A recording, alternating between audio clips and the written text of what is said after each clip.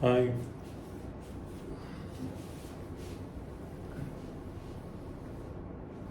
I welcome you all on behalf of Bible Ministries. मैं Bible ministry की ओर से आप सबका स्वागत करता हूँ.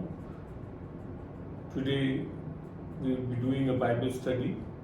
आज हम एक बाइबल अध्ययन करेंगे और जो इसका विषय होगा how to escape the judgement of God. The topic is how to escape the judgement of God. जो विषय है परमेश्वर के न्याय से कैसे बचें. चलिए इसे हम एक will start with a small word of prayer. हम प्रार्थना के साथ इसे प्रारंभ करते हैं. प्रभु तेरा धन्यवाद देते हैं आज इस बाइबल अध्ययन के लिए. We thank you Lord for this Bible study, specially on the topic of how to escape the judgement of God. विशेषकर इस विषय पे कि परमेश्वर के न्याय से कैसे बचें. Lord give me your wisdom and understanding and your presence and your Holi spirit guide me. खुदावंद तेरे मौजूदगी को और तेरे पवित्र आत्मा की अगुवाई में I may teach these people who are joining on this YouTube channel. मैं इन लोगों को शिक्षा दे सकूं जो यूट्यूब चैनल से जुड़ रहे हैं. Lord I thank you that it will not be me but you speaking through me. खुदावंद मैं धन्यवाद देता हूँ, मैं नहीं परंतु तू मुझ में से बोलेगा. और धन्यवाद देता हूँ कि तू हमारे साथ बना रहेगा. And thank you Lord that you will B with us and specially open the end give the spirit of wisdom of understanding. खुदावंद मैं विशेष कर दुआ करता हूँ कि लोगों को ज्ञान की आत्मा का प्रकाशन दे. Lord we ask this in the precious and unfailing of name of Jesus. खुदावंद हम ये मांगते हैं यीशु मसीह के नाम से, आमीन. So let us straight away get into the word of God.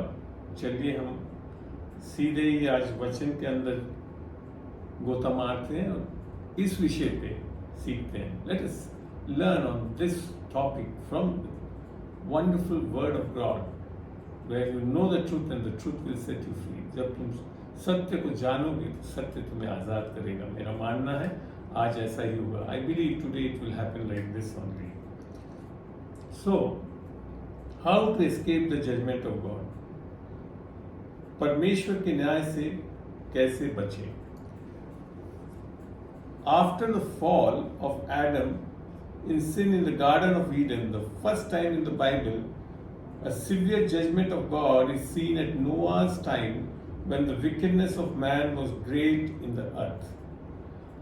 आदम की वाटिका में आदम के पाप में पतन के बाद बाइबल में पहली बार परमेश्वर का द्वारा कठोर न्याय का उल्लेख नूह के समय में मिलता है, जब पृथ्वी पर मनुष्य की दुष्टता बहुत बढ़ गई थी.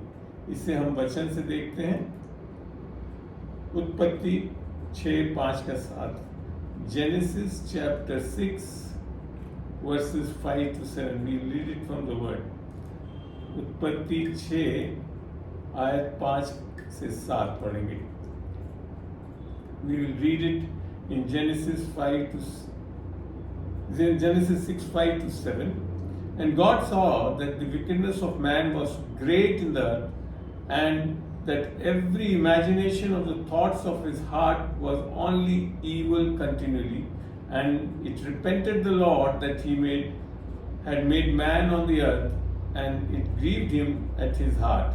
And the Lord said, I will destroy man whom I have created from the face of the earth, both man and beast, and the creeping things, and the fowls of the air, for it repented me that I have made them.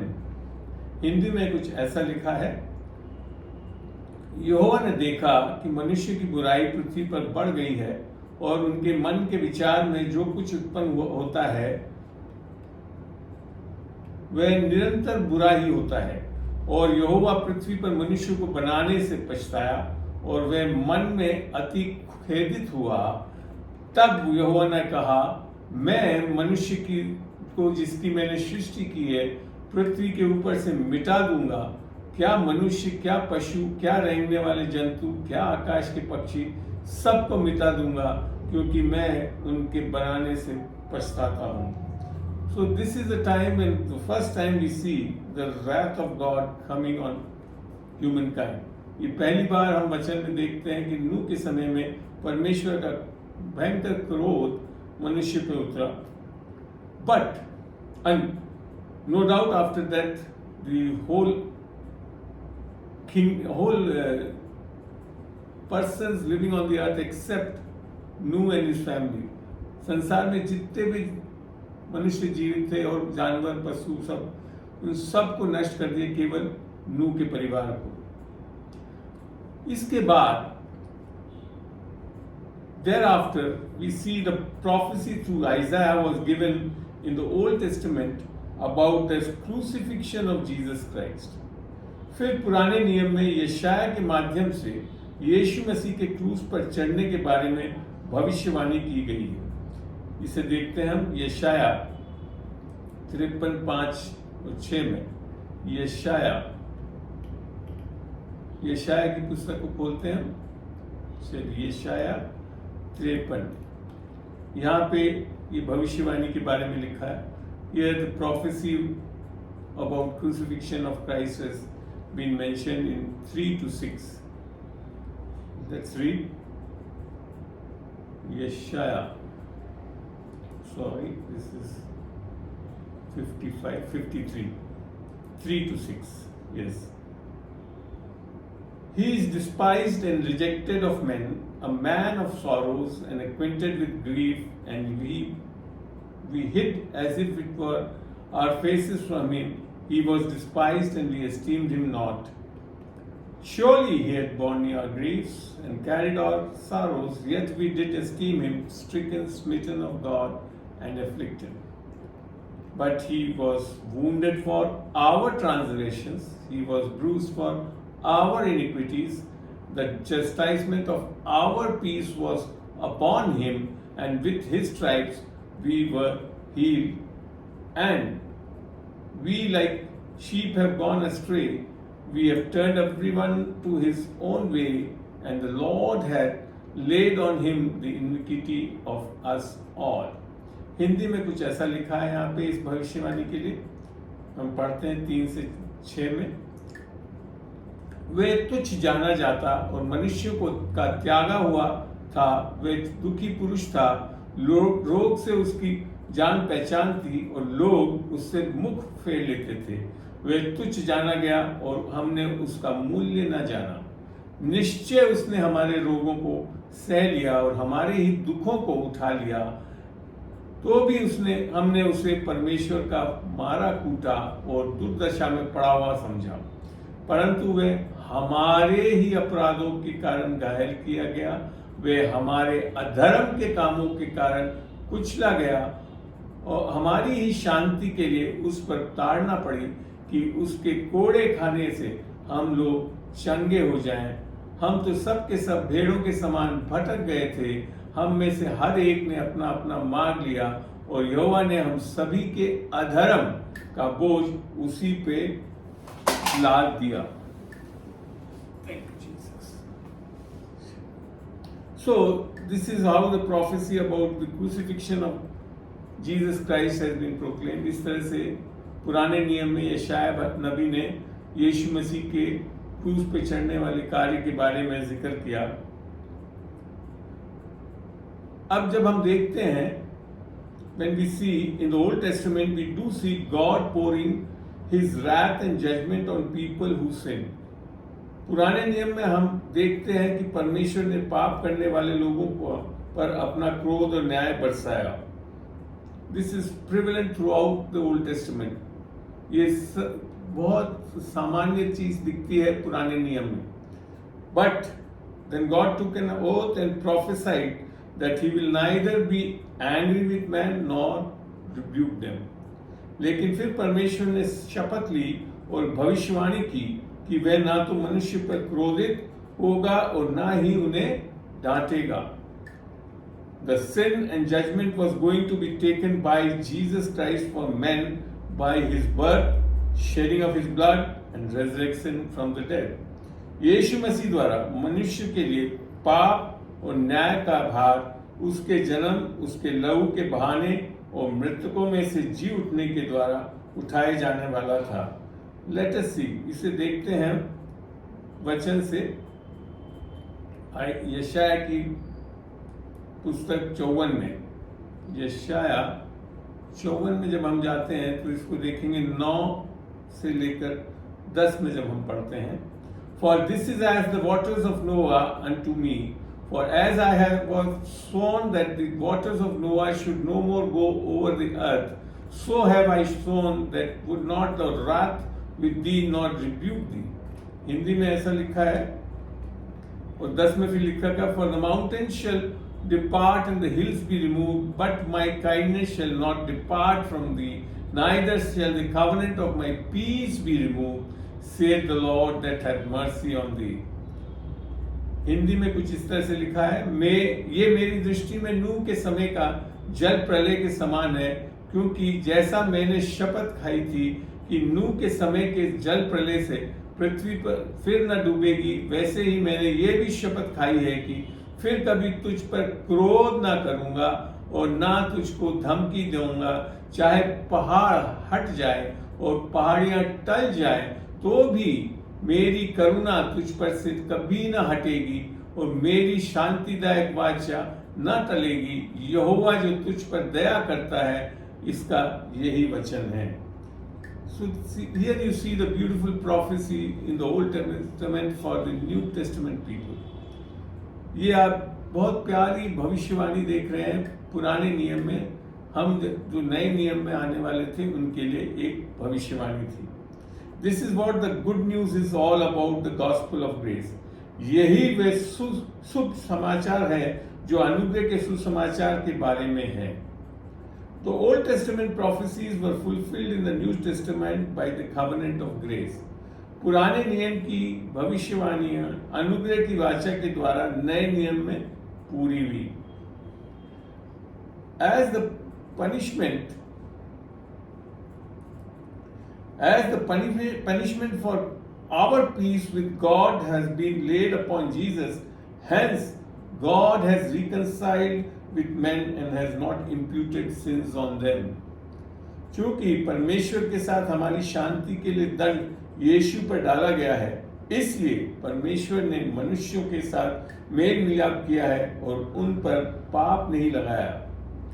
Now men can have a right standing with God due to Jesus' obedience and gift of God's righteousness. अब मनुष्य यीशु की आज्ञाकारिता और परमेश्वर की धार्मिकता के उपहार के कारण परमेश्वर के साथ सही स्थिति में रह सकते हैं। Let's see it in 2 Corinthians 15:18-21. हम इसे देखते हैं 2 कुरिन्थियों 5 का 18 से 21। 2 Corinthians 5:18-21.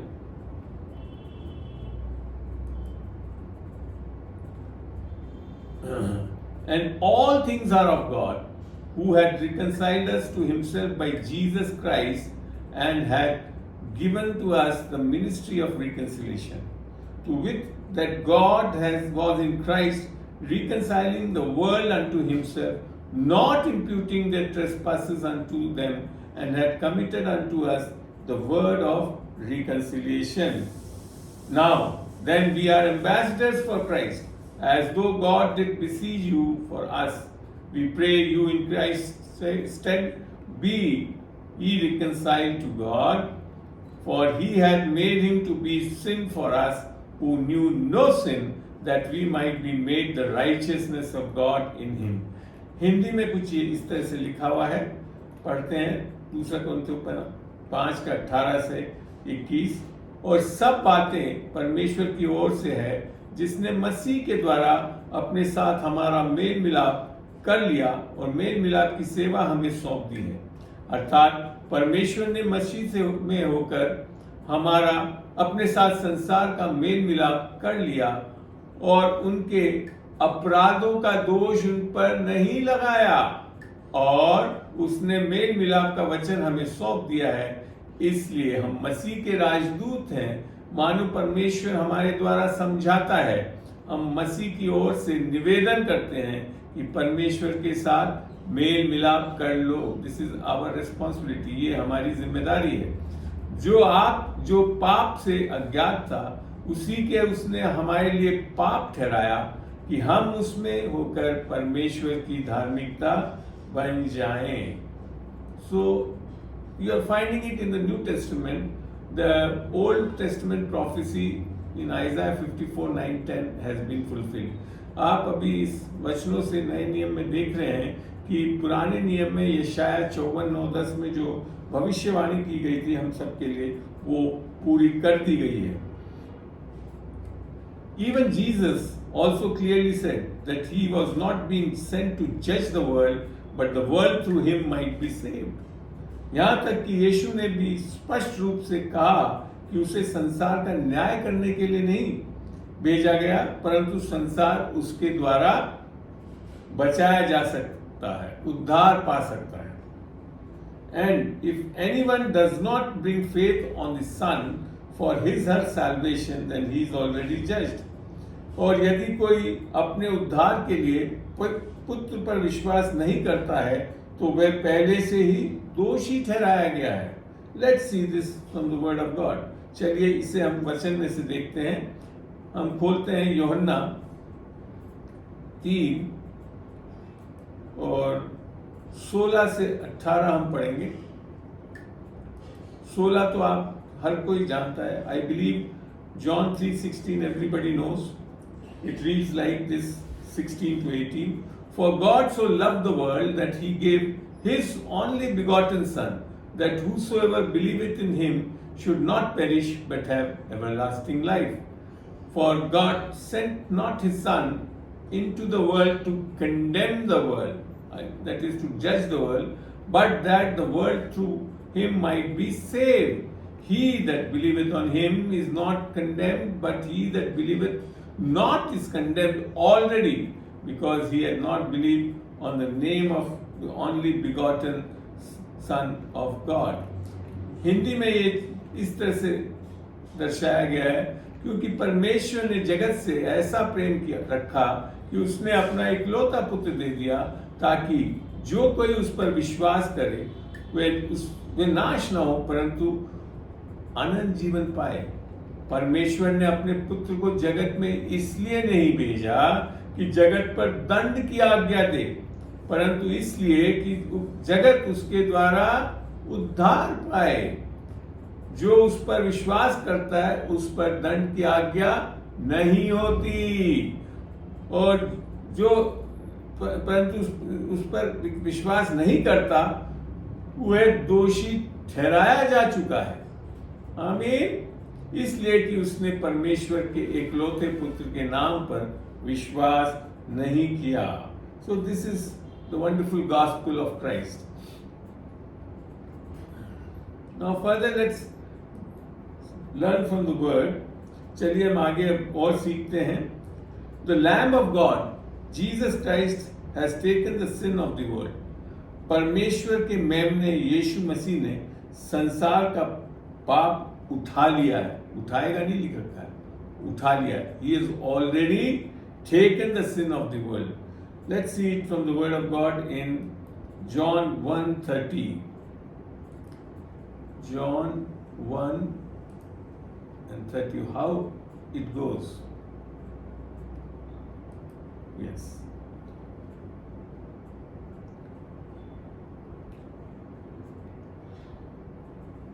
This is he of whom I said, after me cometh a man which is preferred before me, for he was before me. And just a minute.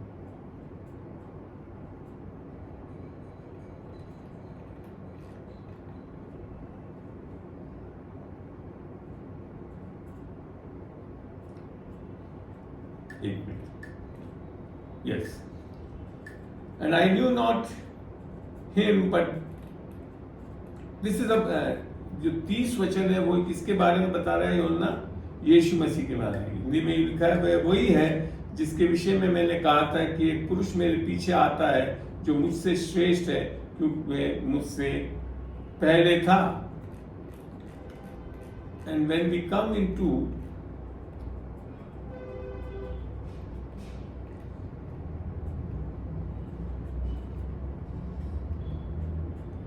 forgetting the verse. Here comes the Lamb of God who takes away the sin of world. मैं उस वचन को भूल रहा हूँ जो योना में है। ये देखो परमेश्वर का मेमना आता है जो जगत के पाप को अपने ऊपर ले लेगा।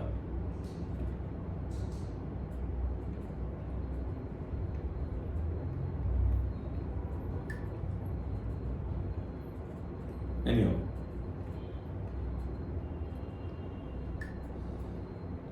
now the thing is, God has already judged the sin of the world by sending His own Son in the likeness of sinful flesh, so that righteous requirement of the law could be fulfilled in men. वास्तविकता यह है कि परमेश्वर ने अपने पुत्र को पापमय शरीर की समानता में भेजकर संसार के पाप, एक तो नहीं पूरे संसार के पाप का पहले ही न्याय कर दिया है, ताकि व्यवस्था की धार्मिक आवश्यकता मनुष्य में पूरी हो सके। This is what is the good news, यही तो सुसमाचार है। Hence men now cannot be judged for their sin. This is the reason why God is not imputing sin on men. इसलिए आप मनुष्य को उनके पाप के लिए न्याय नहीं दिया जा सकता। यही कारण है कि परमेश्वर मनुष्य पर पाप नहीं लगाता है। Let's see it in Romans, in the word in Romans chapter 8, 3 and 4. Romans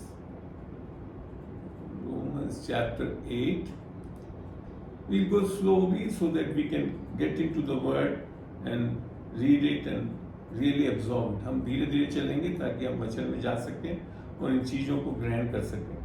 For what the law could not do, in that it was weak through the flesh, God sending His own Son in the likeness of sinful flesh, and for sin, condemned sin in the flesh, that the righteousness of the law might be fulfilled in us who walk not after the flesh but after the Spirit. Hindi में इसे इस तरह से लिखा है, क्योंकि जो काम व्यवस्था शरीर के कारण दुर्बल होकर ना कर सकी उसको परमेश्वर ने किया, अर्थात अपने ही पुत्र को पाप में शरीर की समानता में, पाप में शरीर में नहीं, पाप में शरीर की समानता में और पाप के बलिदान होने के लिए भेजकर शरीर में पाप पर दंड की आज्ञा दी, इसलिए कि व्यवस्था की विधि हम में जो शरीर के अनुसार नहीं वरन आत्मा के अनुसार चलते हैं पूरी की जाए। Now the issue comes is, अब जो बात आती है, thus when men confess with their mouth that Jesus is Lord and believe that He has died for their sin and third day rose again from the dead can be saved. इस प्रकार जब मनुष्य अपने मुंह से अंगीकार करता है कि यीशु ही प्रभु है और विश्वास करते हैं कि वह उनके पापों के लिए मर गया और तीसरे दिन मृतकों में से फिर जी उठा, तो वे बचाए जा सकते हैं, अर्थात उद्धार पा सकते हैं। Let's read it in Romans 10, 9 and 11. Romans 10, 9 and 11.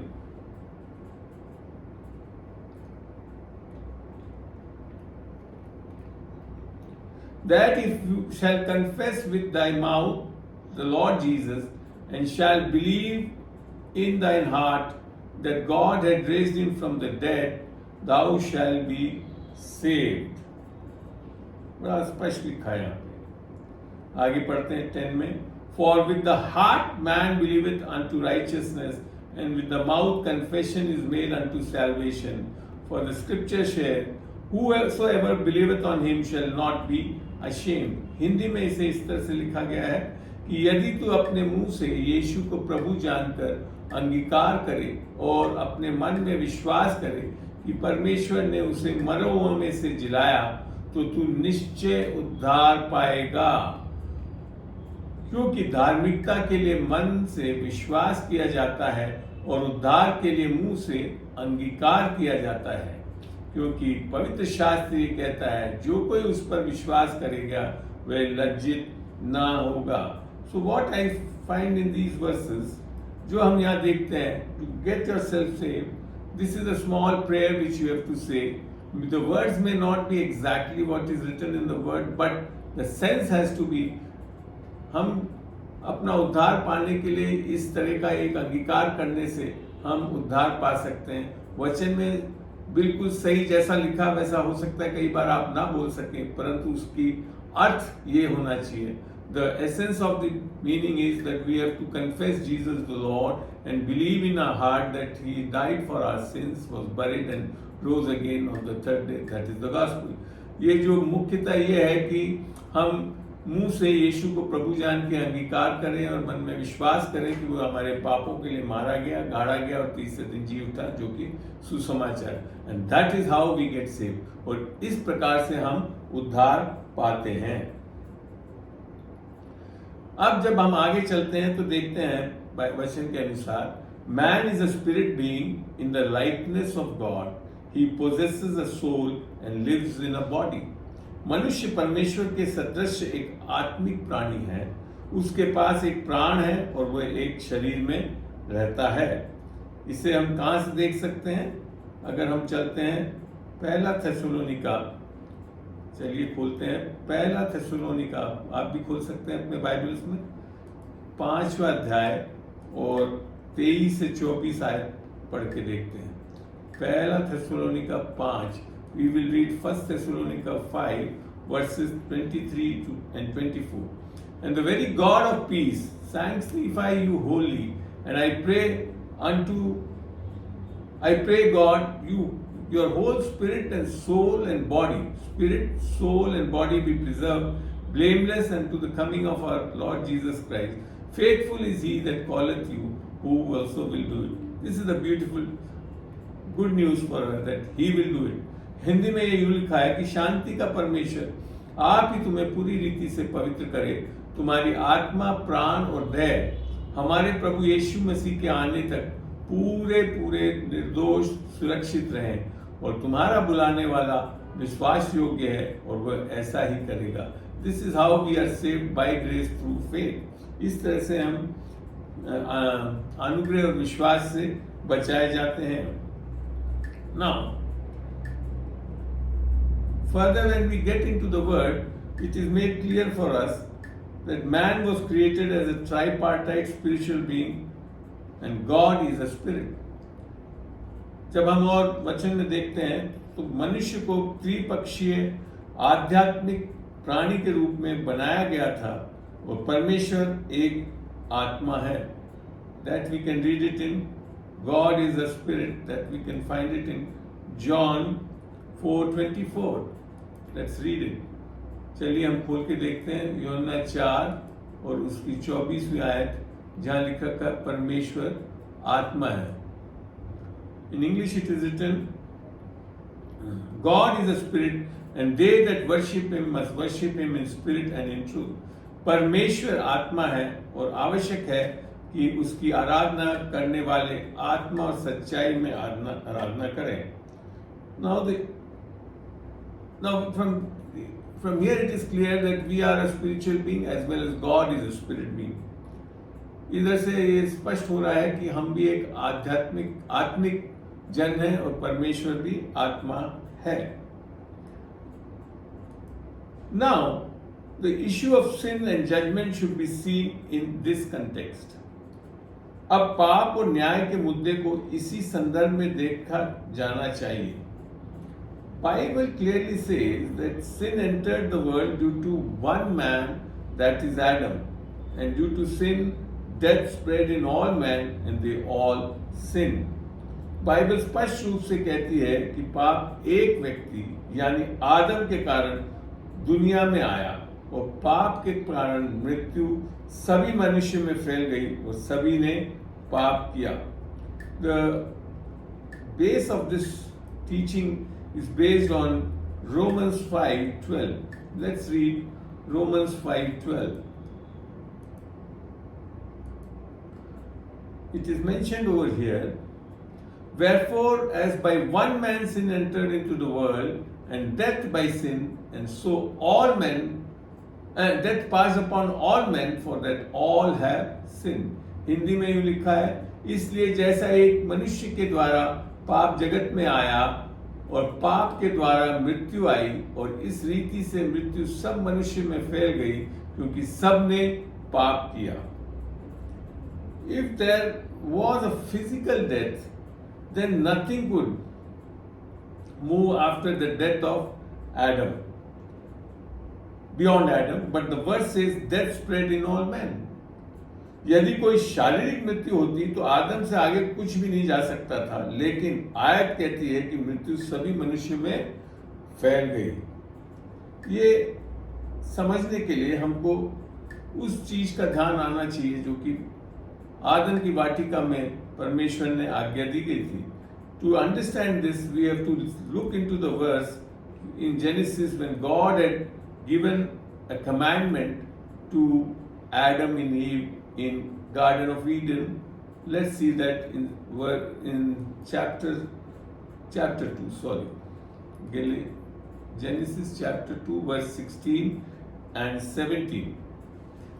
And the Lord God commanded the man, saying, of every tree of the garden thou mayest freely eat, but of the tree of the knowledge of good and evil thou shalt not eat of it. For in the day thou that eatest thereof, thou shalt surely die. Hindi में यूं लिखा है, और यहोवा परमेश्वर ने आदम को ये आज्ञा दी, तू वाटिका के किसी भी वृक्षों का फल खा सकता है, पर भले या बुरे के ज्ञान का जो वृक्ष है उसका फल तू कभी ना खाना, क्योंकि जिस दिन तू उसका फल खाएगा उसी दिन अवश्य मर जाएगा। From this verse we come to know that there was a sure death to happen when we eat the fruit of tree and knowledge. हम इस आयत से समझते हैं कि एक निश्चय ही मरना होगा जिस दिन हम ज्ञान के वृक्ष के फल को खाएंगे।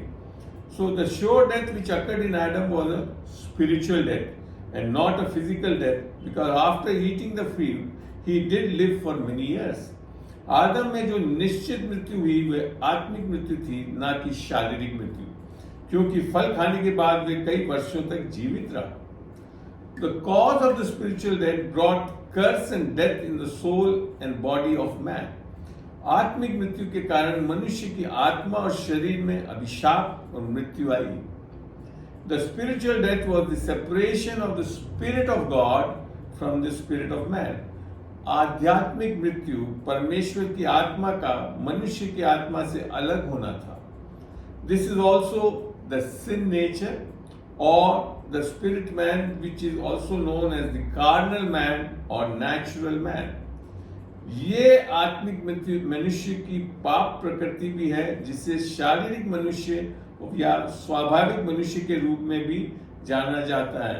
Let's read it from 1 Corinthians 2:14. Let's see it in 1 Corinthians. Okay. Let's find out 1 Corinthians 2:14. क्या लिखा है यहाँ देखते हैं। 1 Corinthians 2:14. But the natural man receiveth not the things of the Spirit of God, for their foolishness unto him, neither can he know them, because they are spiritually discerned. परंतु शारीरिक मनुष्य परमेश्वर की आत्मा की बातें ग्रहण नहीं करता, क्योंकि वे उसकी दृष्टि में मूर्खता की बातें हैं और ना वे उन्हें जान सकता है, क्योंकि उनकी जांच आत्मिक रीति से होती है। Now I will tell you one more truth from the word of God which you should understand. We do not become sinners due to committing sins or become righteous by not committing sins and doing righteous works. आपको वचन से ये बात को बहुत अच्छी तरह समझना है। हम पाप करने से पापी नहीं बनते, या पाप न करने और धार्मिक कार्य करने से धर्मी भी नहीं बनते। Did you get it? We do not become sinners due to committing sins or become righteous by not committing sins and doing righteous works. हम पाप करने से पापी नहीं बनते, या पाप न करने और धार्मिक कार्य करने से धर्मी नहीं बनते। Our becoming sinners or righteous depends on what first Adam did and what the second Adam, Jesus, did. हमारा पापी या धर्मी बनना इस बात पर निर्भर करता है कि पहले आदम ने क्या किया और दूसरे आदम यीशु ने क्या किया. So also our judgment and acquittal in the eyes of God is based on what these two did.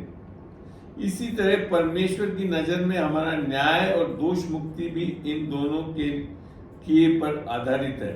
Let me repeat it. So also our judgment and acquittal in the eyes of God is based on what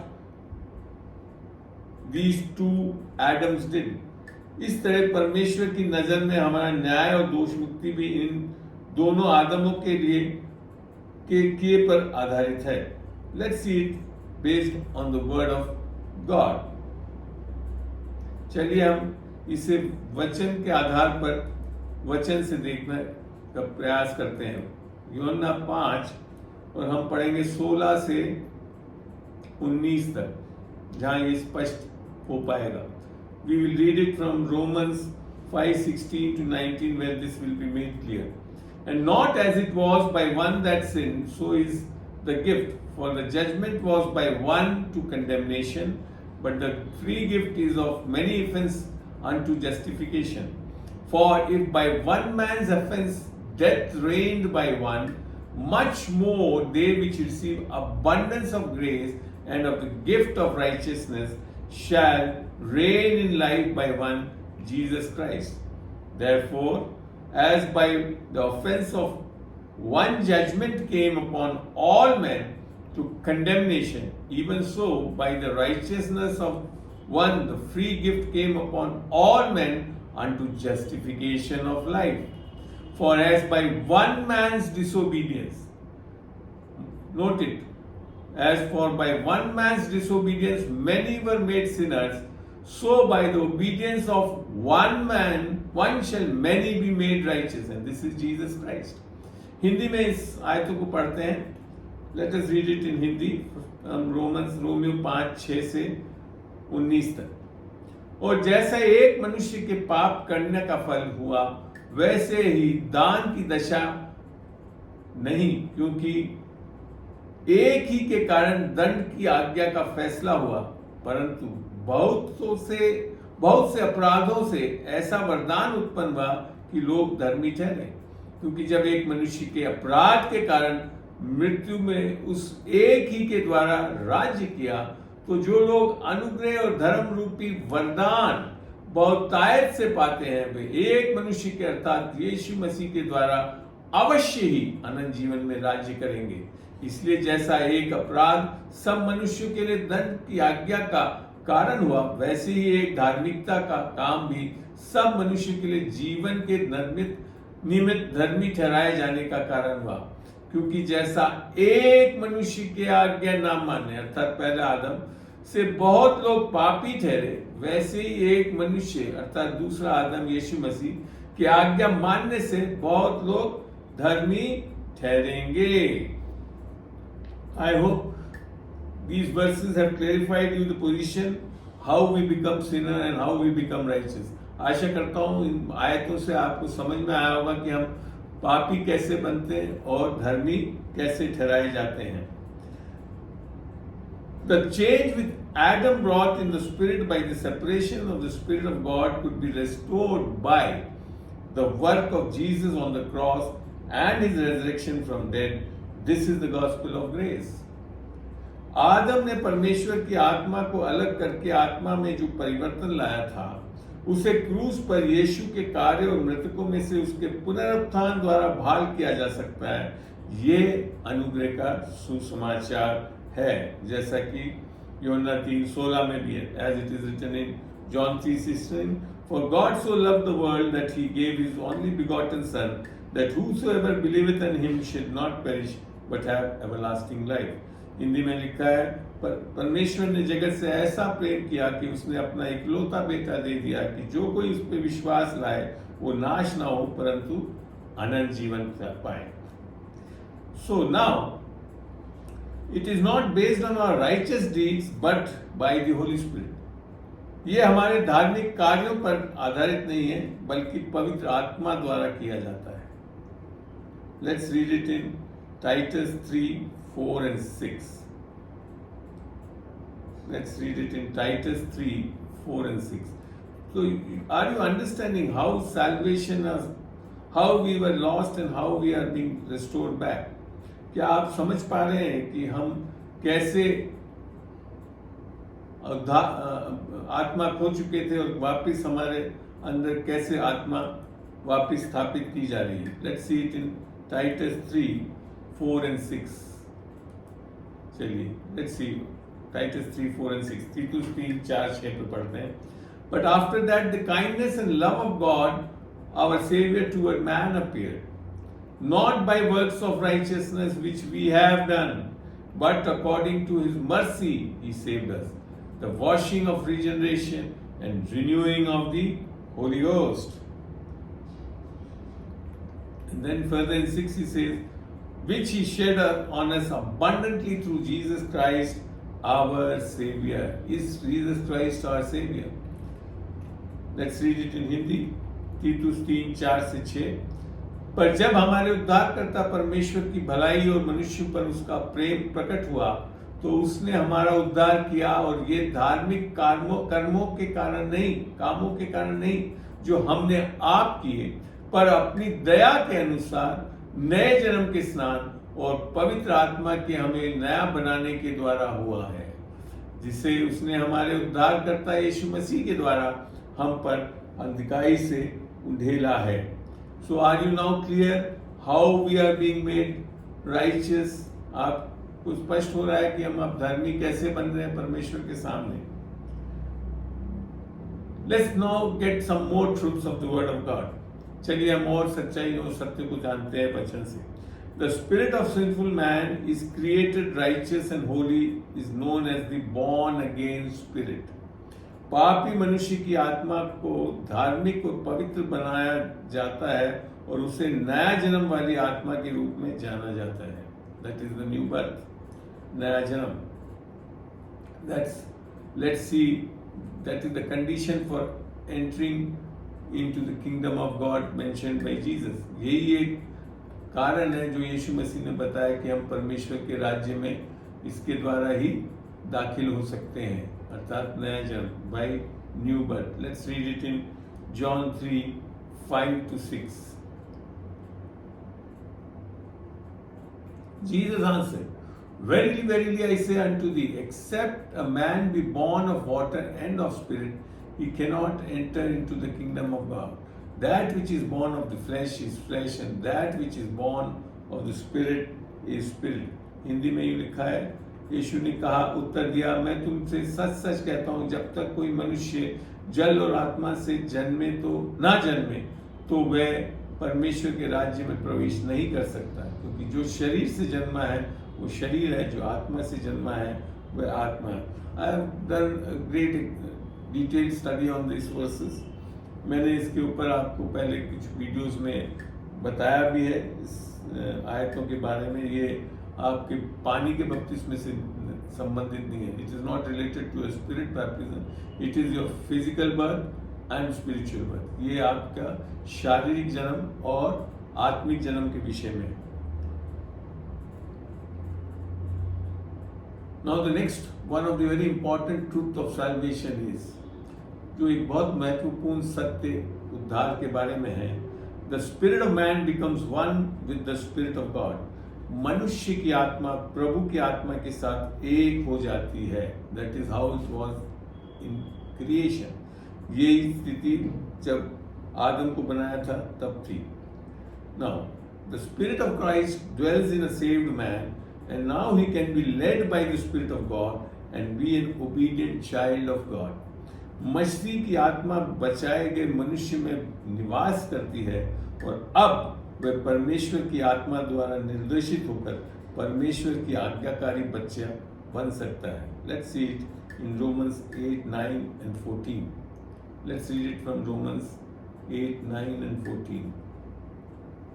Romans 8, 9 and then 14 we'll see. चलिए हम Romeo 8 का 9 और 14 में से इसे पढ़कर देखते हैं. But ye are not in the flesh, but in the spirit. If so be that the Spirit of God dwell in you. Now, if any man have not the Spirit of Christ, he is none of his. In 14, it says, for as many as are led by the Spirit of God, they are the sons of God. चलिए हिंदी में भी इस आयतों को देखते हैं, Romeo 8 और 9, 8 का 9। परंतु जबकि परमेश्वर का आत्मा तुम में बसता है, तो तुम शारीरिक दशा में नहीं, परंतु आत्मिक दशा में हो। यदि किसी में मसीह का आत्मा नहीं, तो वह उसका जन नहीं। और 14 आयत में लिखा है, इसलिए कि जितने लोग परमेश्वर के आत्मा के चलाए चलते हैं, वही परमेश्वर के पुत्र हैं।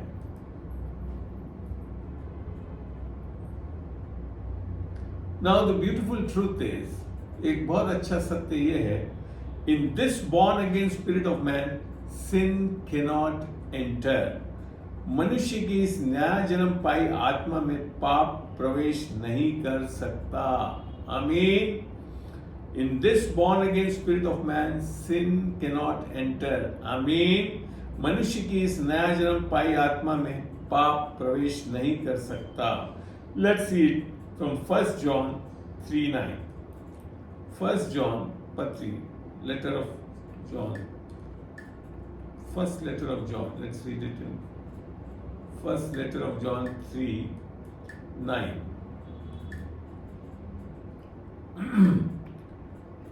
Reads over here, whosoever is born of God cannot commit sin, for his seed remaineth in him, and he cannot sin because he is born of God।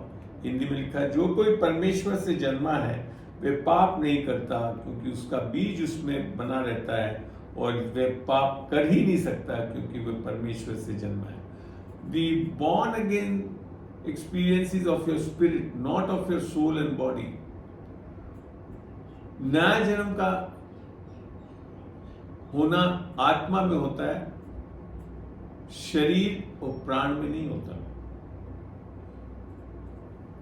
Now, the Spirit of Christ is also the Spirit of grace. Thus, grace is the person Jesus Christ coming in our spirit। मसीह की आत्मा अनुग्रह की आत्मा भी है। इस प्रकार अनुग्रह वह व्यक्ति है जो यीशु मसीह है, जो हमारी आत्मा में आता है। How do we know that? Let's read Galatians 6:18।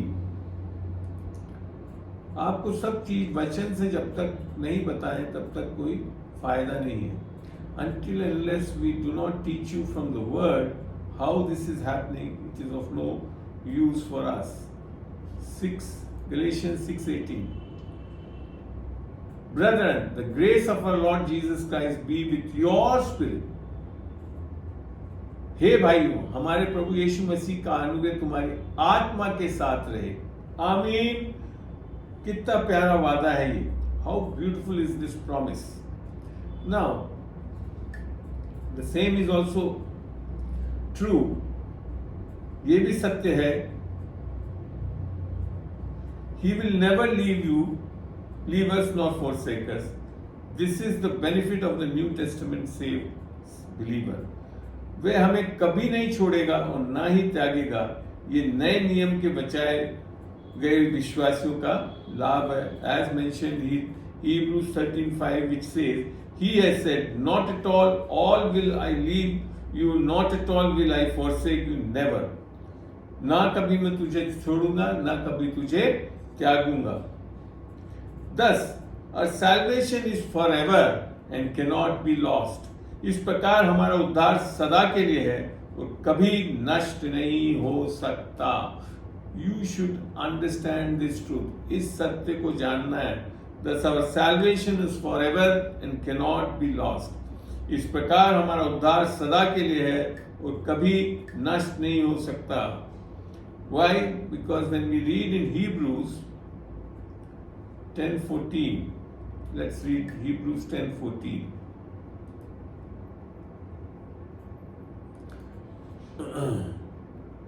Get yourself renewed by the word of God। आप परमेश्वर के वचन से अपने मन को नया बना लें, तब इन सत्यों में बड़े आराम से खड़े रहेंगे।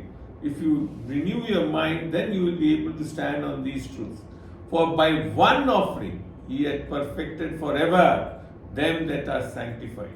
क्योंकि उसने एक ही चढ़ावे के द्वारा उन्हें जो पवित्र किए जाते हैं सर्वदा के लिए सिद्ध कर दिया. What a wonderful gospel it is. कितना प्यारा सुसमाचार है ये. As you know, our soul comprises of our mind, willpower and emotions. हमारे प्राण में हमारा मन, इच्छा शक्ति और भावनाएं शामिल हैं. And our body has the 5 physical senses and the physical body. और हमारे शरीर में 5 भौतिक इंद्रियां और भौतिक शरीर है. A born again believer can sin and fulfill the lust of the flesh if he is not walking by the Spirit of God. अगर कोई नया जन्म लेने वाला विश्वासी परमेश्वर की आत्मा के अनुसार नहीं चल रहा है तो वह पाप कर सकता है और शरीर की वासना को पूरा कर सकता है. Let's read it in Galatians 5:25. देखते हैं गलतियों 5:25 में. गलतियों 5 का 25 पढ़ के देखते हैं. आशा करता हूं आपको इस सब समझ में आ रहा होगा और वचन को आप लोग ग्रहण कर रहे होंगे, लिख रहे होंगे. If we live in the Spirit, let us also walk in the Spirit. That means there are 2 things: living in the Spirit and then walking in the Spirit. यदि हम आत्मा के द्वारा जीवित हैं तो आत्मा के अनुसार चले भी. यहाँ स्पष्ट है कि 2 चीजें हैं. एक तो आत्मा के द्वारा जीवित होना और आत्मा के अनुसार चलना. Okay. To walk by the Spirit depends on how much our soulish mind is renewed by the word of God. आत्मा के द्वारा चलना इस बात पर निर्भर करता है कि हमारा आत्मिक मन परमेश्वर के वचन के द्वारा कितना नया हुआ है. इसको देखते हैं रोमियो 12:2 में. Let's see it in Romans 12:2. देखते हैं Romans 12:2. Today I am giving you the words that you can very easily walk in the fullness of Christ. आज जो तुम्हारी ये शिक्षा दे रहा हूँ, इससे आप बहुत आसानी से परमेश्वर के राज्य में चलने वाले बन सकते हैं. It mentions in Romans 12:2, and be not conformed to this world, but ye be transformed by the renewing of your mind, that you may prove what is that good and acceptable and perfect will of God. Hindi में बड़ा अच्छा लगता है.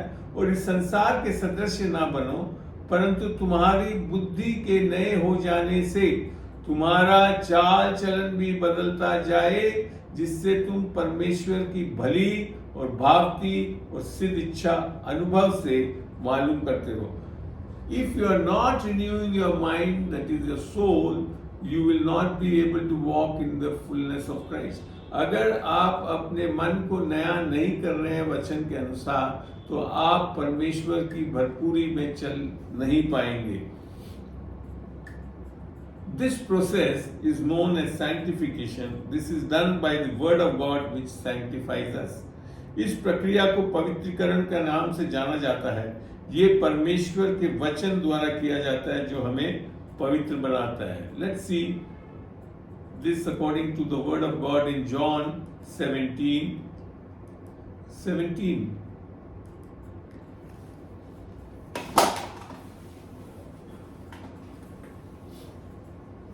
Sanctify them through thy truth. Thy truth is truth. Word is truth. सत्य के द्वारा उन्हें पवित्र कर, तेरा वचन सत्य है.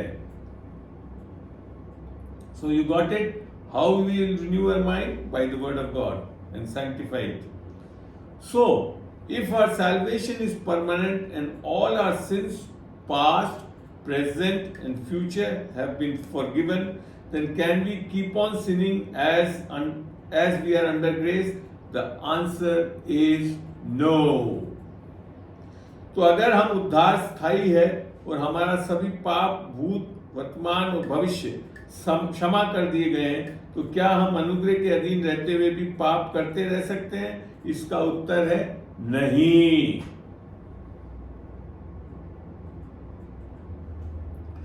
Let us see it from the word of God in Romans 6:1-2 देखते हैं हम इसे वचन के द्वारा, रोमियो 6:1-2 में। What shall we say then? Shall we continue in sin that grace may abound? God forbid. How shall we that are dead to sin live any longer therein? तो हम क्या कहें? क्या हम पाप करते रहें कि अनुग्रह बहुत हो? कदापि नहीं। हम जब पाप के लिए मर गए तो फिर आगे को उसमें कैसे जीवन बिताएं? आमीन। Paul is saying that our sin nature has died, then how can we live in sin? पौलुस कह रहे हैं कि हमारा पापी स्वभाव मर चुका है, तो हम पाप में कैसे रह सकते हैं? Here, sin is a noun and not a verb.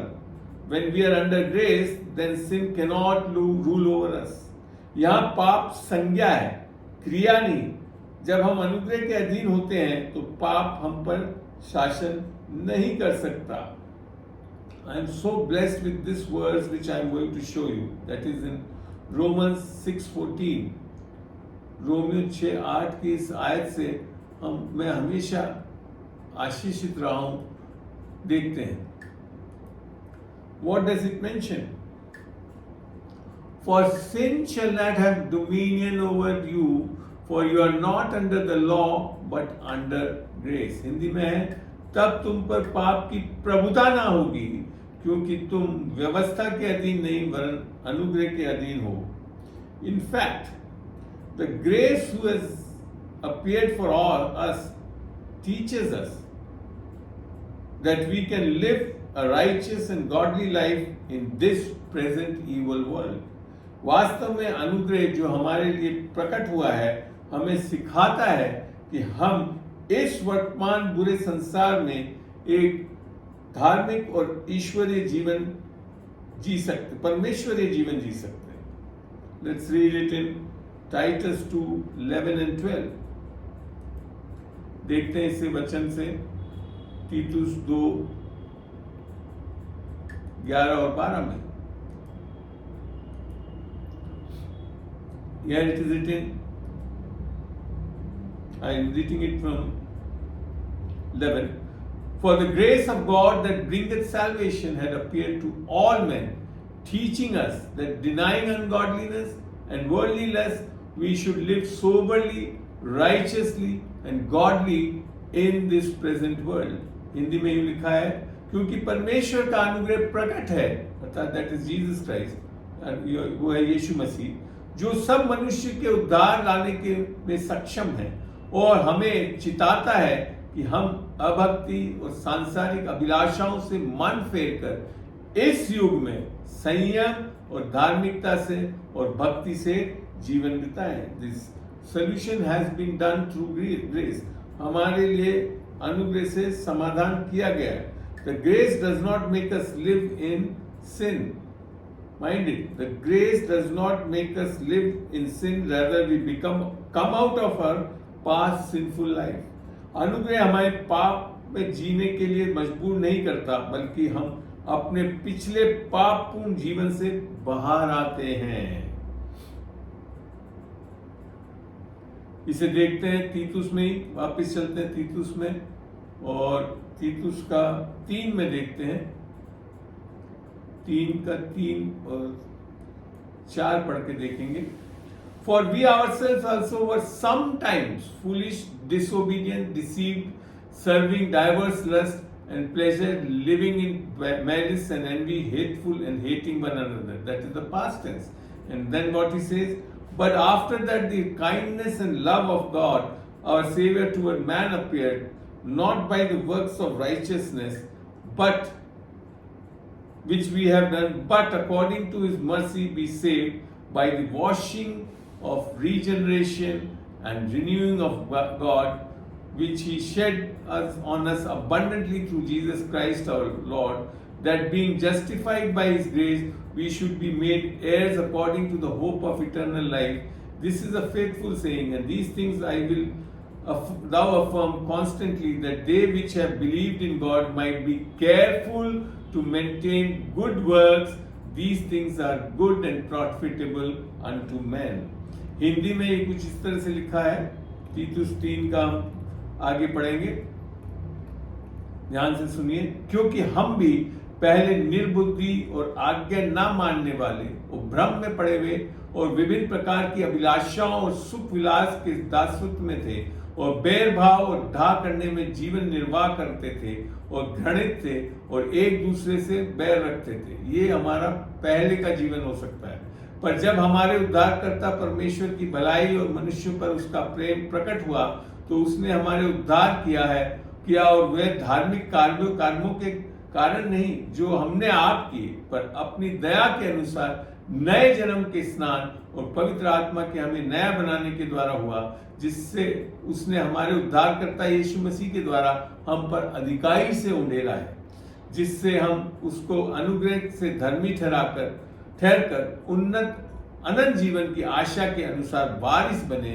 ये बात सच है और मैं चाहता हूं कि तू इन बातों के विषय में दृढ़ता से बोले, इसलिए कि जिन्होंने परमेश्वर पर विश्वास किया वे भले भले कामों में लगे रहने का ध्यान रखें। ये बातें भली और मनुष्य के लाभ की है। In the same way you can read it in 1 Corinthians 6, 9 and 11। इसी प्रकार से हम ऐसा कुछ आप 1 Corinthians 6, 9 और 11 में पढ़ सकते हैं। So now what I want to say is, अब मैं जो बताना चाहता हूं, Jesus came to save you from since.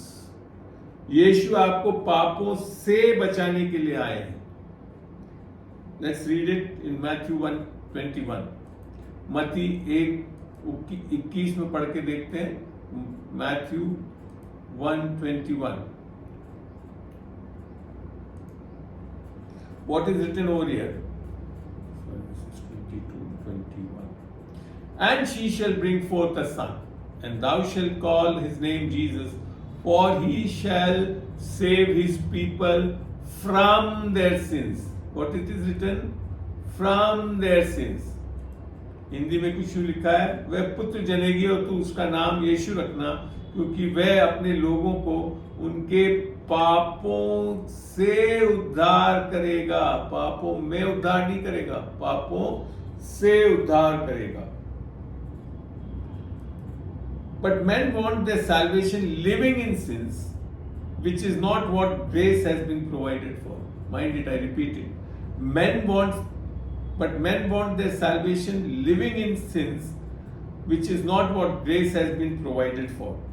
लेकिन मनुष्य पापों में जीवन जीकर अपना उद्धार चाहता है, जिसके लिए अनुग्रह प्रदान नहीं किया गया है। The common thinking in men is that we frail human beings will keep on sinning, and only by confessing our sins God will forgive our sins. That is a common doctrine. मनुष्य में आम सोच ये है कि हम कमजोर मनुष्य पाप करते रहेंगे और केवल पापों का अंगीकार करने से ही परमेश्वर हमारे पापों को क्षमा कर देगा। In fact, this prevalent doctrine enables men to live in sin very easily, because you can keep on sinning and confessing to God for forgiveness. वापस से बोलता हूँ। In fact, this prevalent doctrine enables men to live in sin very easily, because you can keep on sinning and confessing to God for forgiveness. वास्तव में ये प्रचलित सिद्धांत मनुष्य को बहुत आसानी से पाप में रहने के लिए सक्षम बनाता है, क्योंकि आप पाप करते रह सकते हैं और क्षमा के लिए परमेश्वर के सामने अंगीकार कर सकते हैं। In the New Testament, all our sins have been forgiven due to the finished work of Jesus, provided we believe on it. नए नियम में यीशु के पूर्ण किए गए कार्य के कारण हमारे सभी पाप क्षमा कर दिए गए हैं, बशर्ते हम उस पर विश्वास करें। For an unbeliever, a person not yet under grace but under law, John said that if you confess your sins, then he is faithful to wash away all your unrighteousness.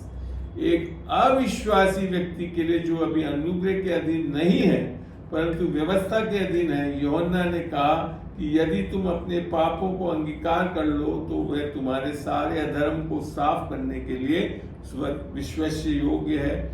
देखते हैं इसे 1 यूहन्ना 1:19 में। 1 John 1:19 पर 3. Letter of 1 John 1:9. 19:9. If we confess our sins, He is faithful and just to forgive us all our sins and to cleanse us from all unrighteousness. यदि हम अपने पापों को अंगीकार कर लें, मान लें, तो वह हमारे पापों को क्षमा करने और हमें सब अधर्म से शुद्ध करने में विश्वास योग्य और धर्मी है. But when John wrote about the believers, because these persons are under grace and righteous due to the righteousness of God, परंतु जब यूहन्ना ने विश्वासियों के विषय में लिखा कि ये लोग परमेश्वर की धार्मिकता के कारण अनुग्रह के अधीन और धर्मी हैं, he said to them, you may not sin, and if anyone sin, then he did not say to confess their sins. तो उसने उनसे कहा कि तुम पाप ना करो, और यदि कोई पाप करे तो उसने उनसे ये नहीं कहा कि वे अपना पाप अंगीकार करें. Believers do not live by confession of sins, but confession of faith. The just will live by faith. विश्वासी लोग पापों की अंगीकार से नहीं बल्कि विश्वास के अंगीकार से जीते हैं. धर्मी लोग विश्वास से ही जीवित रहेंगे. Because of Jesus, our advocate, we cannot be punished as He has taken away all our sins and His blood cleanses us continuously from all our sins. हमारे अधिवक्ता यीशु के कारण हमें दंड नहीं दिया जा सकता, क्योंकि उसने हमारे सारे पाप दूर कर दिए हैं और उसका लहू हमें लगातार हमारे सारे पापों से शुद्ध करता है. That is what is written in 1 John. Let's read it. 1 John 2, 1 and 2. My little children, these things write I unto you, that ye sin not. And if any man sin, we have an advocate with the Father, Jesus Christ, the righteous one.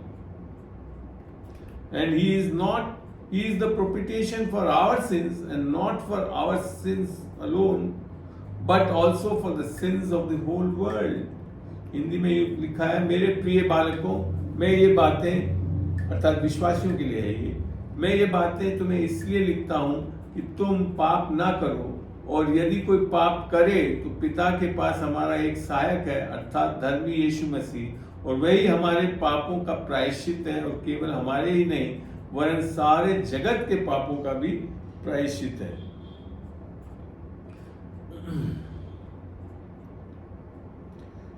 We also will see 1 John 1:7 to further have a clear understanding. हम पहला यूहन्ना 1:7 भी पढ़ के देखते हैं, और इस समझ को जो पहले बताया है वो आपको स्पष्ट होगा. But if we walk in the light as He is in the light, we have fellowship one with another, and the blood of Jesus Christ His Son cleanseth us from all sin. पर यदि जैसा वह ज्योति में है वैसे ही हम भी ज्योति में चलें, तो एक दूसरे से सहभागिता रखते हैं, और उसके पुत्र यीशु मसीह का लहू हमारे सब पापों से शुद्ध करता है. What John was explaining is that if you know that all your sins have been forgiven, then you will not live in sin. This is what grace does in a believer. यूहन्ना जो समझा रहा था वो ये है कि यदि आप जानते हैं कि आपके सभी पाप क्षमा कर दिए गए हैं, तो आप पाप में नहीं रहेंगे. ये वही है जो अनुग्रह एक विश्वासी में करता है. The aforesaid Bible verses, it clearly show that grace people do not live in sin but live righteous lives. पिछले बाइबल की आयतें स्पष्ट रूप से दिखाती है कि अनुग्रह वाले लोग पाप में नहीं जीते बल्कि धार्मिक जीवन जीते हैं. In fact, if you want to live a reverent and godly fear life, you should live by grace and not by law, that is your own efforts. वास्तव में यदि आप एक श्रद्धापूर्ण और परमेश्वर के भय में से भरा जीवन जीना चाहते हैं, तो आपको अनुग्रह से जीना चाहिए, ना कि व्यवस्था आपके अपने प्रयासों से. That is what is mentioned in Hebrews 12:8. चलिए देखते हैं इब्रानियों 12 का 8, Hebrews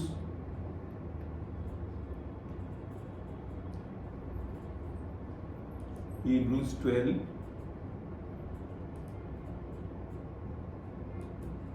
28, सॉरी, Hebrews 12 का 28, इब्रानियों 12 का 28 पढ़ के देखते हैं। इंग्लिश में बड़ा अच्छा है, this is very good in English. 28, wherefore we receiving a kingdom which cannot be moved, let us have grace whereby we may serve God acceptably with reverence and godly fear। इस कारण हम इस राज्य को पाकर जो हिलने का नहीं, उस अनुग्रह को हाथ से न जाने दें जिसके द्वारा हम भक्ति और भय सहित परमेश्वर की ऐसी आराधना कर सकते हैं जिससे वह प्रसन्न होता है। आमीन आमीन। Thank you Jesus. आशा करता हूँ you have been clarified in many वे।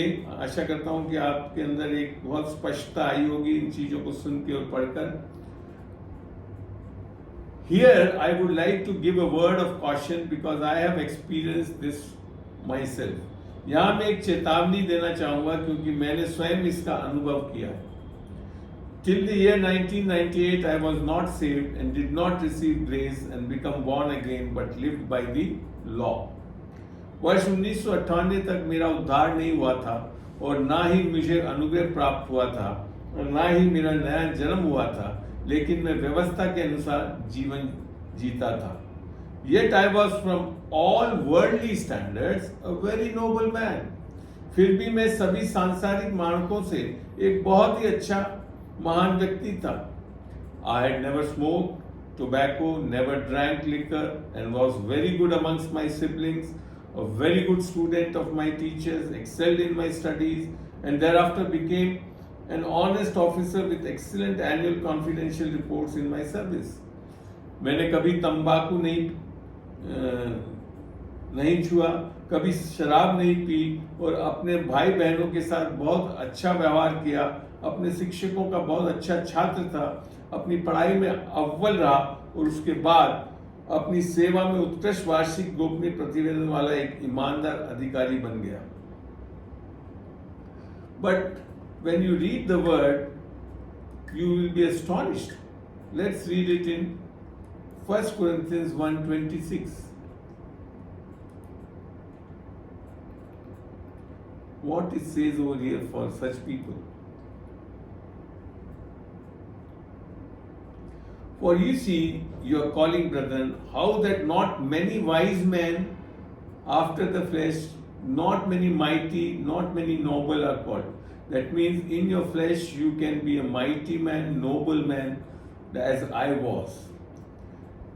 हिंदी में लिखा है, हे भाइयों, अपने बुलाए जाने का तो सोचो कि ना शरीर के अनुसार बहुत ज्ञानवान और ना बहुत सामर्थी और ना बहुत कुलीन बुलाए गए। At one point of time I was मैं बहुत ज्ञानवान था, सामर्थी था और कुलीन था, पर तब भी परमेश्वर ऐसे लोगों को चुन नहीं सकता। Now, we in our unsaved state, without the Spirit of Christ, can be very wise, powerful and noble, as I was. मसीह की आत्मा के बिना हम अपनी अप्रभावित अवस्था में बहुत बुद्धिमान, शक्तिशाली और महान हो सकते हैं, जैसा मैं भी था एक समय। However, we are still good sinners. एक minute रुकिएगा।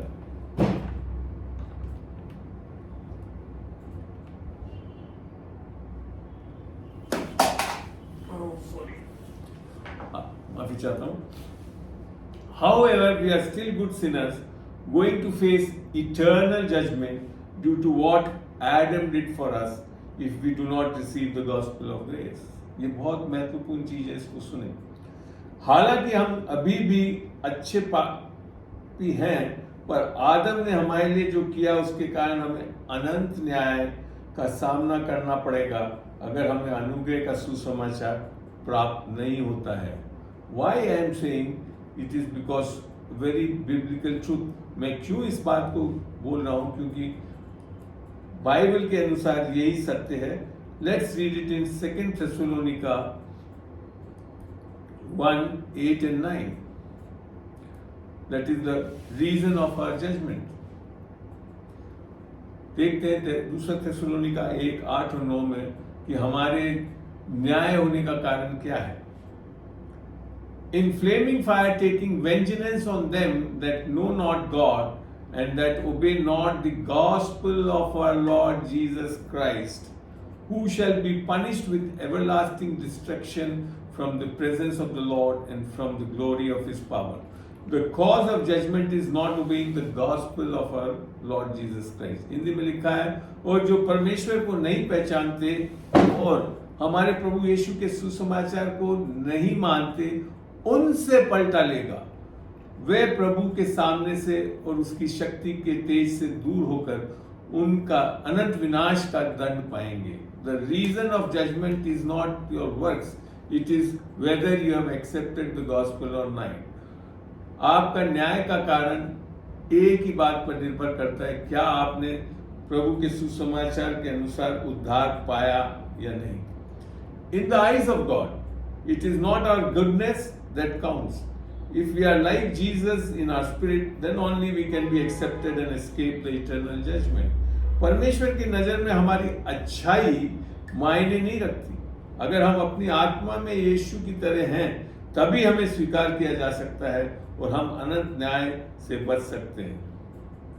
Thank God that He has done it for us by sending Jesus in the flesh, that we can be forgiven of all our sins. परमेश्वर का धन्यवाद हो कि उसने यीशु के को देह में भेजकर हमारे लिए ऐसा किया है कि हम अपने सभी पापों से क्षमा पा सकें। And need not be judged and stand before God not due to our good works, but what good Jesus did for us, that we are as He is in this world.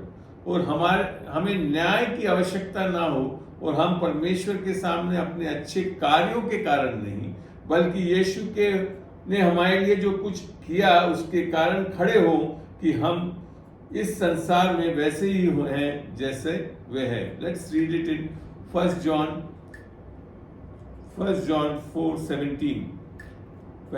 पत्रस की पत्री पहला यूहन्ना 4:17।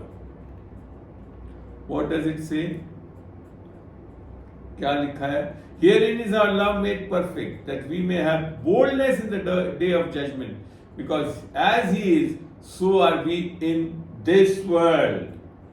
इसी से प्रेम हम में सिद्ध हुआ कि हमें न्याय के दिन साहस हो, क्योंकि जैसा वह है वैसा ही संसार में हम भी हैं। In this world we are made as Jesus. So, what then we say is, the eternal judgment in the lake of fire, also known as second death, is not based on our deeds, but whether our name is written in the book of life. झील की आग में शाश्वत न्याय, जिसे दूसरी मृत्यु के रूप में भी जाना जाता है, हमारे कर्मों पर आधारित नहीं है, बल्कि इस बात पर आधारित है कि हमारा नाम जीवन की पुस्तक में लिखा गया है या नहीं।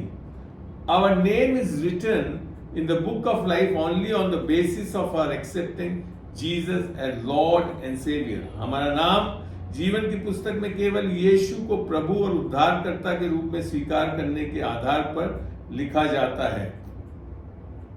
Let's read this in Revelation 20, chapter 20, verse 4. Revelation chapter 20, verse 14. What is written over there? And death and hell were cast into the lake of fire. This is the second death.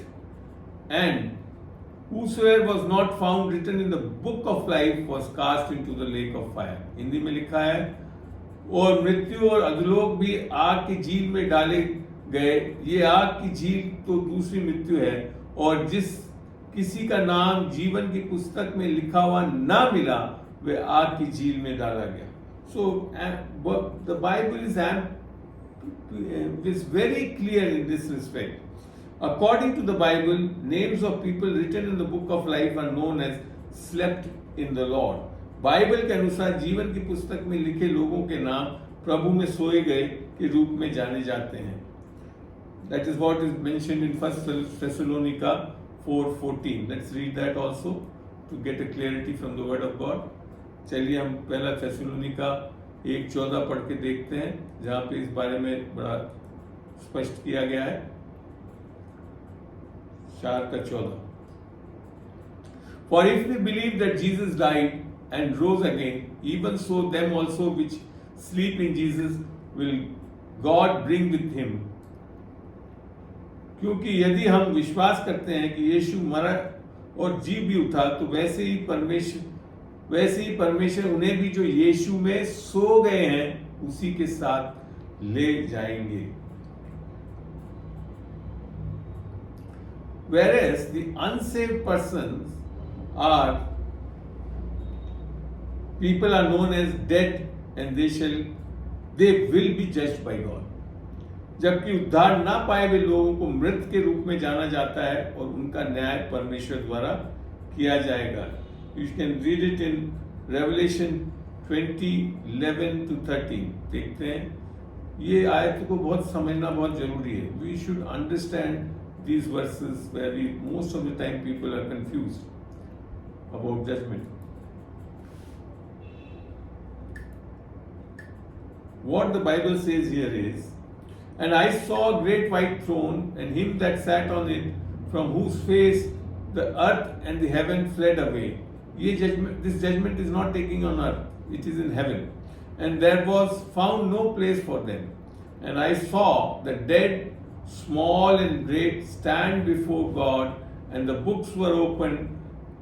And another book was opened, which is the book of life, and the dead were judged out of these things which were written in the books, according to their works. And the seas gave up the dead which were in it, and death and hell delivered up the dead which were in them, and they were judged every man according to their works.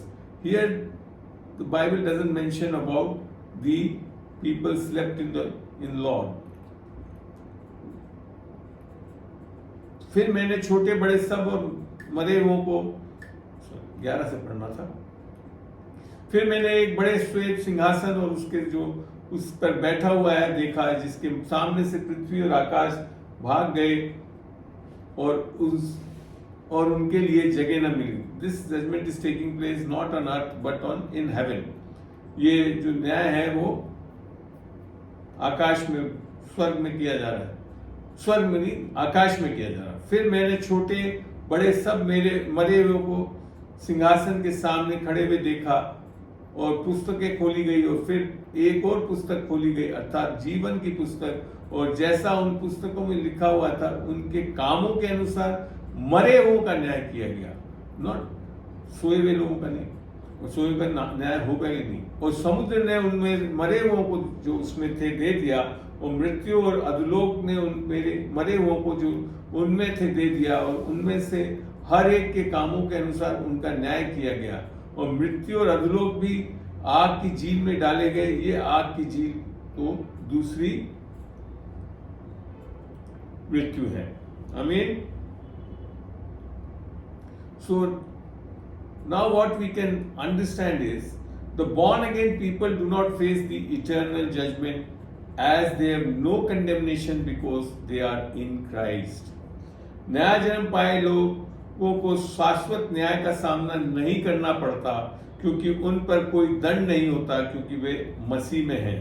That is in Romans 8:1. Let's read that also. Romeo 8 का 1 पढ़ के देखते हैं. Romeo 8 का 1. आशा करता हूं आप सारे वचनों को नोट कर रहे हो. I hope you have written all these verses. There is therefore now no condemnation to them which are in Christ Jesus, who walk not after the flesh but after the Spirit. Hindi में सही है. इसलिए अब जो मसीह यीशु में है उन पर दंड की आज्ञा नहीं है. They will only be judged. तो फिर इनका जजमेंट किस तरह का होगा? What will be the judgment for a believer? They will only be judged by Christ for the purpose of rewards for the works they have done in the body after they have been saved. मसीह द्वारा उनका न्याय केवल उनके उद्धार के पश्चात उनके द्वारा शरीर में किए गए कार्यों के लिए पुरस्कार के उद्देश्य से किया जाएगा. Let us read this from 2 Corinthians 5, 9 and 10. देखते हैं इसे स्पष्ट रूप से. 2 Corinthians 5, 9 and 10. Wherefore 9 and 10. Wherefore we labor that whether present or absent we may be accepted of him. For we must all appear before the judgment seat of Christ, that everyone may receive the things done in his body according to that he had done, whether it be good or bad. इस कारण हमारे मन की उमंग यह है कि चाहे साथ रहें चाहे अलग रहें, पर हम उसे भाते रहें, क्योंकि अवश्य है कि हम सब का हाल मसीह के न्याय आसन के सामने खुल जाए, कि हर एक व्यक्ति अपने भले बुरे कामों का बदला जो उसने देह के द्वारा किया हो पाए. So what Bible is mentioning is, जो बाइबल समझा रही है, the rewards are dependent on the quality of our works, but we will not lose our salvation. पुरस्कार हमारे कार्यों की गुणवत्ता पर निर्भर है, लेकिन हम अपना उद्धार नहीं खोएंगे. Salvation is a gift, not a reward. उद्धार हमारे लिए एक दान है, ये हम कमा नहीं सकते थे. This thing is clear from 1 Corinthians 3:11 to 15. Let's read 1 Corinthians. आज आपको मैंने काफी वचन बताए हैं. You should be able to get a clear picture. आपको मैंने काफी वचन बताए ताकि आप एक स्पष्ट दृश्य देख सकें और समझ सकें. पहला कुरिन्थियों 3 खोला है, पहला कुरिन्थियों 3:11 to 15. पहला 1 Corinthians 3:11 to 15 we will be reading. For other foundation can no man lay than that is laid, which is Jesus Christ. Now if any man build upon this foundation gold, silver, precious stones, wood, hay, stubble, every man's work shall be made manifest, for the day shall declare it, because it shall be revealed by fire, and the fire shall try every man's work of what sort it is. If any man's work abide which he hath built thereupon, he shall receive a reward. If any man's work shall be burned, he shall suffer loss, but he himself shall be saved, yet so as by fire. Very clear, बहुत स्पष्ट है. हिंदी में पढ़ते हैं. क्योंकि हम उस नींव को छोड़ जो उस पड़ी है उस और वह यीशु मसीह है, कोई दूसरी नींव नहीं डाल सकते. और यदि कोई उस नींव पर सोना या चांदी या बहुमूल्य पत्थर या काठ या घास या फूस का रद्दा रखे, तो हर एक को काम प्रकट हो जाएगा, क्योंकि वह दिन उसे बताएगा. इसलिए कि आग के साथ प्रकट होगा, और वह आग हर एक का काम परखेगी कि कैसा है. जिसका काम उस पर बना हुआ स्थिर रहेगा वह मजदूरी पाएगा, और यदि किसी का काम जल जाएगा तो हानि उठाएगा, पर वह आप बच जाएगा, परंतु जलते जलते. आमीन. What Paul is telling over here is the work which are based on his grace and his righteousness are the gold, silver and precious stone works. जो कार्य उनके अनुग्रह और उनकी धार्मिकता पर आधारित है, वे सोने, चांदी और कीमती पत्थर के कार्य हैं. The works which are based on our efforts and our own righteousness are the wood, dry grass and stubble works. जो कार्य हमारे प्रयासों और हमारी स्वयं की धार्मिकता पर आधारित हैं, वे हैं लकड़ी, सूखी घास और ठूंठ से बने कार्य. Now the Bible says that those in Christ will not be judged. That does not exempt believers in this world from judgment and punishment if they break the law of the land. I am repeating it. Now the Bible says that those in Christ will not be judged. that does not exempt believers in this world from judgment and punishment if they break the law of the land. अब Bible कहती है कि मसीह में रहने वालों का न्याय नहीं किया जाएगा। इसका मतलब ये नहीं है कि इस दुनिया में रहने वाले विश्वासियों को न्याय और सजा से छूट मिलेगी अगर वे देश के कानून को तोड़ते हैं। अंडरस्टैंड? समझ गए आप? अगर आप यहाँ इस दुनिया के नियमों को तोड़ेंगे तो आपको दंड मिलेगा। If you break the laws of the land you will be punished. Even a believer if he commit sin will have to face the consequences of judgment and punishment due to it by the authorities of this world. यहाँ तक कि एक आस्तिक भी यदि वे पाप करता है, और यहाँ तक कि एक विश्वासी भी यदि वे पाप करता है तो उसे इस दुनिया के अधिकारियों द्वारा न्याय और दंड का परिणाम भुगतना पड़ेगा। But because his sins are forgiven through Christ and he has accepted him as his Lord and Savior, he will not face eternal judgment and punishment by God. Are you understanding it? आप क्या समझ रहे हैं? परंतु क्योंकि उसके पाप मसीह के द्वारा क्षमा कर दिए गए हैं और उसने उसे अपने प्रभु और उद्धारकर्ता के रूप में स्वीकार कर लिया है, इसलिए उसे परमेश्वर द्वारा अनंत न्याय और दंड का सामना नहीं करना पड़ेगा। As a believer in Christ, we have to live a life without sin. मसीह में विश्वास करने वाले के रूप में हमें पाप रहित जीवन जीना है। We can do it easily by living under the grace of God, believing it has been done by Him and His righteousness. हम परमेश्वर के अनुग्रह के अधीन रहकर आसानी से ऐसा कर सकते हैं, ये विश्वास करते हुए कि ये सब उसके द्वारा और उसकी धार्मिकता के द्वारा किया गया है। And thus bear fruits of righteousness by Him to bring praise and glory to God.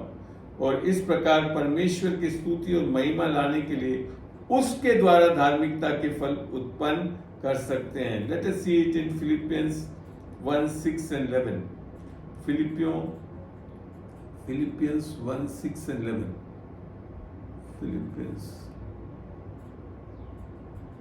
चलिए, let's see Philippians 1:6 first. पहले हम फिलिपियों 1:6 पढ़ते हैं। Being confident of this very thing, that he which had begun a good work in you will perform it until the day of Jesus Christ. मुझे इस बात का भरोसा है कि जिसने तुम में अच्छे काम आरंभ किए हैं वही उसे यीशु मसीह के दिन तक पूरा करेगा। And 11, being filled with the fruits of righteousness which are by Jesus Christ unto the glory and praise of God. Not by you, by Jesus Christ. और उस धार्मिकता के फल से जो यीशु मसीह के द्वारा होते हैं भरपूर होते जाओ, जिससे परमेश्वर की महिमा और स्तुति होती है। When you are filled with the fruits of righteousness by Christ, you glorify God. जब आप परमेश्वर की धार्मिकता के द्वारा फल लाते हैं तो आप परमेश्वर की महिमा करते हैं। The first is to be under the law and the second is to be under the grace. Choice is ours. Oh, sorry. One more truth. Our right living does not mean we believe right. But our right believing gives us the right living. हमारा सही जीवन जीने का मतलब ये नहीं है कि हम सही विश्वास करते हैं, बल्कि हमारा सही विश्वास हमें सही जीवन जीने का अवसर देता है। The first is to be under the law and the second is to be under the grace. Choice is ours. पहला है व्यवस्था के अधीन रहना और दूसरा है अनुग्रह के अधीन रहना। चुनाव हमारा है। When we are under the law, we are empowered to sin. जब हम व्यवस्था के अधीन होते हैं तो हमें पाप करने की शक्ति प्राप्त होती है। Let's read it in 1 Corinthians 15:56. 1 Corinthians 15:56 पढ़ते हैं। पहला कुरिन्थियों 15:56।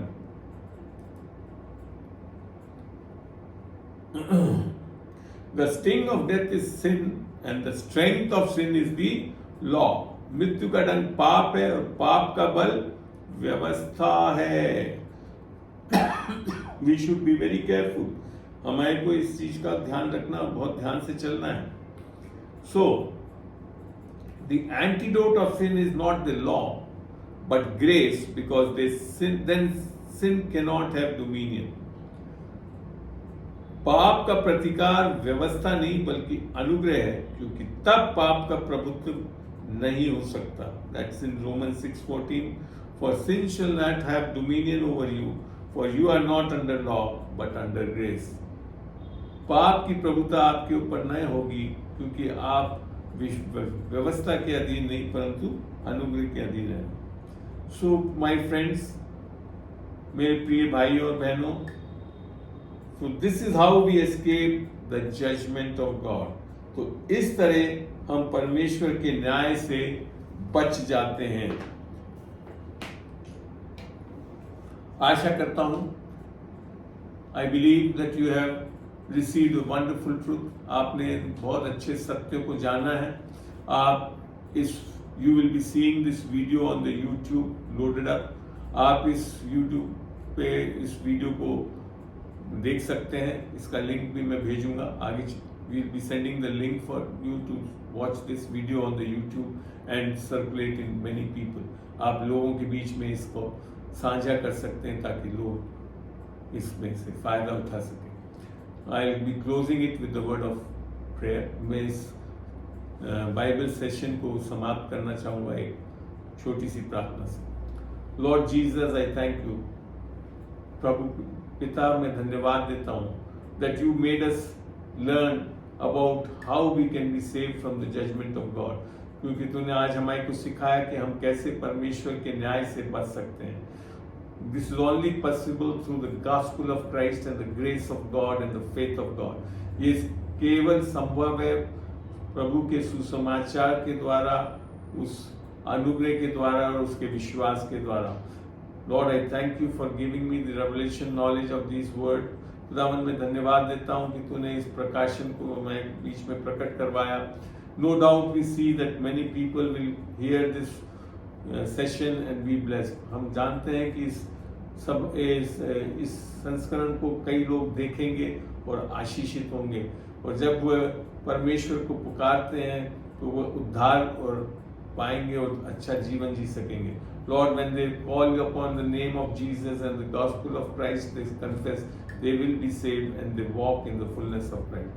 I thank you, Lord, for this wonderful session. मैं धन्यवाद देता हूँ इस प्यारे सेशन के लिए, और आशा करता हूँ आगे भी इसी प्रकार से तू हमारे प्रकाशन देगा. And I hope that you will give us a wonderful revelation that we can put forth the truth among people boldly. खुदावन, हम अधिकारता के साथ लोगों के बीच में इन सत्यों को बांटने वाले हो सके.